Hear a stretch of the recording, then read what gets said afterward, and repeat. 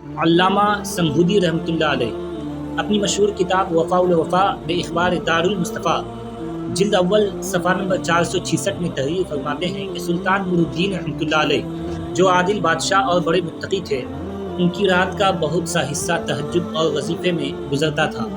557 عیسوی میں ایک رات جب کہ تہجد کی نماز پڑھنے کے بعد وہ سوئے تو خواب میں سرکار اقدس صلی اللہ علیہ وآلہ وسلم کی زیارت ان کو نصیب ہوئی۔ سرکار اقدس صلی اللہ تعالیٰ علیہ وآلہ وسلم نے دو کیڑی آنکھ والوں کی طرف اشارہ کرتے ہوئے بادشاہ سے ارشاد فرمایا کہ ان دونوں سے میری حفاظت کرو۔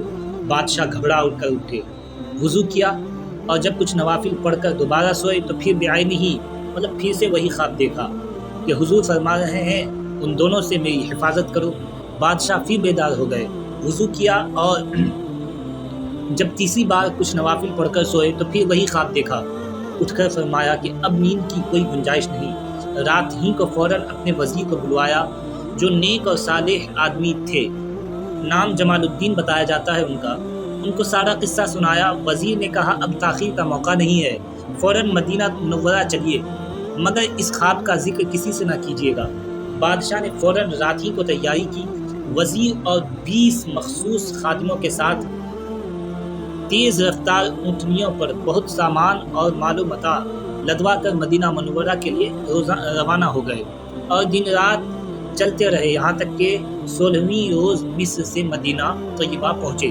شہر سے باہر غسل کیا اور نہایت ادب و احترام سے مسجد نبوی میں حاضر ہوئے۔ جنت کی کیاری میں 2 رکعت نماز نفل پڑھی اور حضور کی بارگاہ میں حاضر ہو کر صلاۃ و سلام عرض کیا۔ پھر نہایت متفکر ہو کر بیٹھے، سوچتے رہے کہ اب کیا کریں۔ وزیر نے اعلان کیا کہ بادشاہ نور الدین زیارت کے لیے آئے ہیں اور بہت سا مال اپنے ہمراہ یہاں کے لوگوں پر تقسیم کرنے کے لیے لائے ہیں، لہٰذا سب لوگ ان سے ملاقات کریں۔ اس اعلان کے بعد لوگوں کی آمد شروع ہو گئی۔ بادشاہ ہر آنے والوں کو نہایت گہری نگاہ سے دیکھتے رہے۔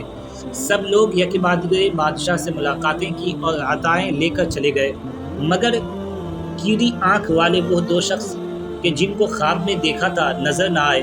بادشاہ نے کہا اور کوئی باقی رہ گیا ہو تو اس کو بھی بلوا لیا جائے۔ معلوم ہوا کہ اب کوئی نہیں باقی رہ گیا، مگر بادشاہ کے بار بار کہنے پر لوگوں نے بہت غور کیا تو کہا کہ 2 نیک مرد نہایت متقی اور پرہیزگار مغربی بزرگ ہیں، وہ کسی سے کوئی چیز نہیں لیتے بلکہ خود ہی بہت کچھ صدقات و خیرات اہل مدینہ پر کرتے رہتے ہیں۔ گوشہ نشین لوگ ہیں، سب سے الگ تھلگ رہتے ہیں۔ بادشاہ نے ان 2 آدمیوں کو بھی بلوایا اور جب وہ آئے تو دیکھتے ہی پہچان لیا کہ یہ وہی 2 آدمی ہے جو خواب میں دکھلائے گئے تھے۔ بادشاہ نے ان لوگوں سے پوچھا کہ تم کون ہو؟ ان لوگوں نے کہا کہ ہم مغرب کے باشندے حج کے لیے آئے ہوئے تھے، اس سے فارغ ہو کر مدینہ طیبہ زیارت کے لیے حاضر ہوئے اور سرکار اقدس صلی اللہ تعالیٰ علیہ وآلہ وسلم کے پڑوس میں رہنے کی تمنا ہوئی تو یہاں ٹھہر گئے۔ بادشاہ نے کہا کہ صحیح بتا دو۔ انہوں نے جو پہلے کہا تھا پھر اسی جواب کو دہرایا۔ بادشاہ نے صحیح بتانے پر بہت اصرار کیا، مگر ان دونوں لوگوں نے کچھ اور نہیں بتایا بلکہ ہر بار یہی کہتے رہے کہ ہم لوگ حج کے لیے آئے تھے، پھر زیارت کے لیے حاضر ہوئے اور کچھ روز کے لیے حضور صلی اللہ علیہ وآلہ وسلم کے پڑوس میں قیام کر لیا۔ بادشاہ نے ان کی قیام گاہ دریافت کی، کہاں ٹھہرا ہے؟ وہ پوچھے۔ معلوم ہوا کہ روضہ مبارک کے قریب ہی ایک رباط میں رہتے ہیں۔ بادشاہ نے حکم دیا کہ ان دونوں کو یہیں روکے رکھیں اور خود ان کی قیام گاہ پر گئے۔ وہاں پہنچ کر بہت کچھ دیکھا بھالا تو مال و متاع بہت سا ملا اور کتابیں بھی رکھی ہوئی ملی، لیکن کوئی ایسی چیز نہیں ملی کہ جس سے خواب کی مضمون کی تائید ہوتی۔ بادشاہ بہت پریشان اور متفکر تھا کہ خواب سچ ہے، یہ دونوں آدمی وہی ہے جو خواب میں دکھلائے گئے، لیکن ان کی حالت سے معاملہ کا کوئی سراغ نہیں ملتا۔ اور مدینہ طیبہ کے لوگوں کا حال یہ تھا کہ بہت سے لوگ سفارش کے لیے آئے اور بیان دیا کہ یہ دونوں نیک بزرگ دن بھر روزہ رکھتے ہیں، ہر نماز جنت کی کیاری میں پڑھتے ہیں، حضور کی بارگاہ میں حاضر ہو کر صلاۃ و سلام عرض کرتے ہیں، روزانہ جنت البقیع کی زیارت کرتے ہیں، ہر سنیچر مسجد قباء جاتے ہیں، کسی سائل کو بغیر کچھ دیے ہوئے واپس نہیں کرتے۔ اس قحط کے سال میں انہوں نے مدینہ شریف والوں کے ساتھ بہت ہمدردی اور غمگساری کی ہے۔ بادشاہ ان کے حالات سن کر تعجب کرتے تھے اور ان کے क़याम गाह में इधर उधर मुतफक्किर फिर रहे थे। यकायक उनके मुसल्ले को उठाया जो एक चटाई पर बिछा हुआ था और चटाई के नीचे एक पत्थर बिछा हुआ था। जब उसको उठाया गया तो उसके नीचे एक सुरंग ज़ाहिर हुई जो बहुत गहरी खोदी गई थी और बहुत दूर तक चली गई थी, यहाँ तक कि हुजूर के कब्र अनवर के करीब पहुँच गई थी। ये देखकर सब लोग दंग रह गए।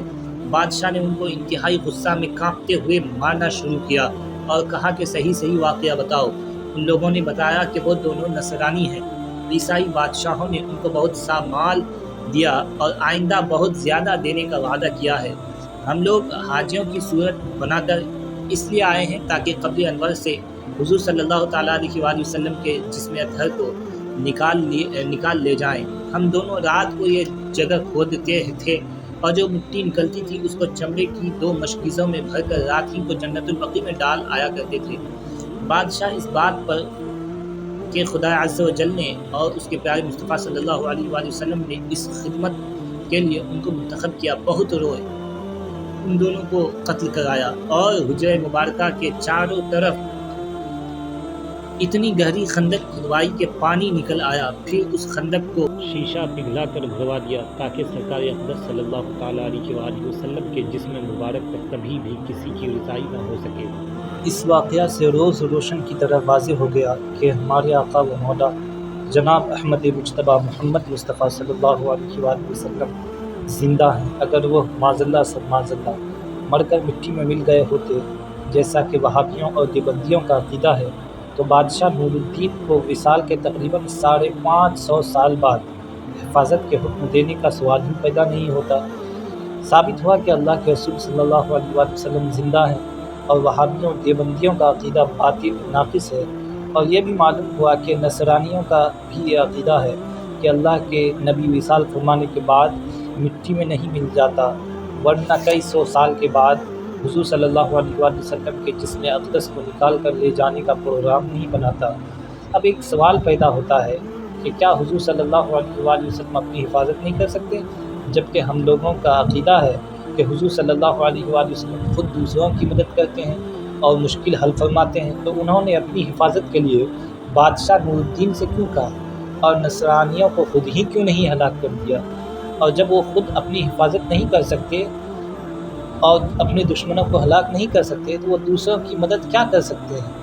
माज़ल्ला। तो इस सवाल का जवाब ये है कि हुजूर सल्लल्लाहु अलैहि वसल्लम खुदा अज़्ज़ व जल की अता की हुई ताकत से अपनी हिफाजत फरमा सकते हैं और बादशाह नूरुद्दीन की मदद के बग़ैर उनके दुश्मन हलाक हो सकते थे। जैसा कि इसी किताब वफ़ाउल वफ़ा जिल्द अव्वल सफ़ा नंबर 471 में एक दूसरा वाक़या दर्ज है कि हल्ब की एक जमात से मदीना का हाकिम मिल गया और बहुत सा माल रिश्वत लेकर उनको हज़रत अबू बकर और हज़रत उमर रज़ी अल्लाह ताला अन्हुमा के जिस्म मुबारक को निकाल ले जाने की इजाज़त दे दी। और जब वो लोग ज़मीन खोदने के लिए बहुत से हथियार लेकर बाबुस्सलाम से अंदर दाखिल हुए और हुजरा शरीफ की तरफ चले तो हज़रत शेख शमशुद्दीन सवाब रहमतुल्लाह अलैह जो खादिमैन हरम नबवी के अफसर थे और इस वाक़या के रावी हैं, वो फरमाते हैं, खुदा की कसम वो लोग अभी मिंबर शरीफ तक भी न पहुँचे थे कि अचानक उनको और उनके सारे साजो सामान को ज़मीन निगल गई और उनका नामो निशान मिट गया। तो इसी तरह वो दोनों निसरानी भी हलाक हो सकते थे। जब वो हज़रत उमर फ़ारूक, हज़रत अबू बकर सिद्दीक़ जो हुजूर के आशिक़ हैं, हुजूर के सहाबा हैं, उनको लेने के लिए जाए, उनके जनाजा को लेने के लिए जाए तो उनका यह आलम कि उनको ज़मीन निगल ले, तो फिर आका का आलम क्या होगा? इसी तरह वो दोनों नसरानी भी हलाक हो सकते थे। मगर अल्लाह व रसूल जल्ल जलालहू सल्लल्लाहु ताला अलैहि वसल्लम बादशाह नूरुद्दीन के किसी नेकी पर सारी दुनिया इस्लाम में उनके नाम को रोशन मुनव्वर फरमाना चाहते थे और आखिरत में उनको मर्तबा जलीला पर फाइज करना चाहते थे, इसलिए ये खिदमत उनके सुपुर्द फरमाई।